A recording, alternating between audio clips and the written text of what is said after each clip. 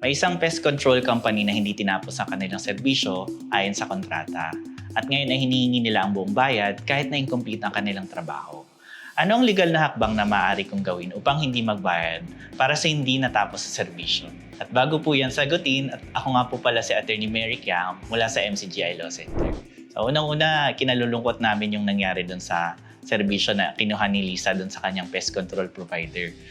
Masakit yun dahil syempre batay dun sa paglalahad niya, meron kasi siyang dalawang visits dun sa kanyang pest control provider. Pero isang visit lang yung napuntahan ng pest control provider. Masama pa, meron yatang mga gamit na iniwan pa dun sa site. And malinaw dun sa reenactment natin na hindi talaga natapos yung serbisyong dapat nilang gawin. So ano ba yung dapat niyang recourse kung sakaling ito na nga, naghihingi yung pest control provider ng full payment ng kanilang balanse para dun sa serbisyo na hindi naman talaga nila tinapos. Unang-una, syempre kung ako si Lisa, meron akong right to refuse to pay the full payment of the purchase price kasi hindi naman natapos yung service eh. Titingnan natin yung kontrata. Syempre hindi naman natin hawak yung kontrata ngayon. Pero malamang yan sa kontrata or dun sa terms and conditions ng kanyang mga pinirmahan, mga purchase order or yung mga sales invoice, nakalagay dyan, yung full payment is supposed to be made after the completion of the service. Ngayon, kung wala namang completion ng service, bakit ako magbabayad, di ba? So kung ako si Lisa, unang-una, ang recourse ko talaga is mag-refuse na magbayad ng full payment ng price ng service. Pangalawa, kung sakaling i-insist ni pest control provider na may karapatan pa rin siya for the full payment, susulatan kasi pest control provider. Sasabihin ko na hindi nyo naman natapos yung service. Bakit ako magbabayad sa inyo ng full payment kung yung obligation nyo on your end, hindi nyo naman natupad? So di ba parang ang unfair naman nun? And kung babayaran ko kayo, it would constitute unjust enrichment. Di ba ang unfair naman nun sa akin, hindi nyo nga natapos yung part nyo, pero ako, hinihinga nyo ako ng part na kabuuan ng portion ng purchase price na hindi naman natin napagtapusan, di ba?